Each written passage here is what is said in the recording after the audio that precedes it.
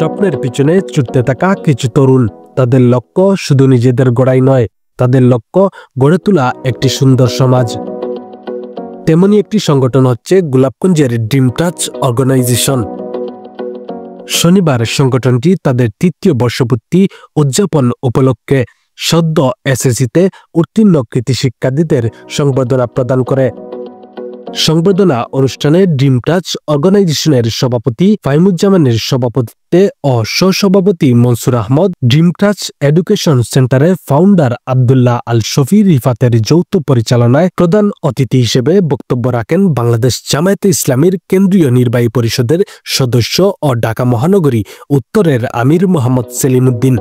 এছাড়াও বিশেষ অতিথি হিসেবে বক্তব্য রাখেন গোলাপগঞ্জ উপজেলা পরিষদের সাবেক চেয়ারম্যান হাফিজ নাজমুল ইসলাম, পৌর জামায়াতের ভারপ্রাপ্ত আমির রেহানুদ্দিন রায়হান, গোলাপগঞ্জ উপজেলা ছাত্র শিবিরের সাবেক সভাপতি বুরহান উদ্দিন ও মুন্না চৌধুরী সহ প্রমুখ।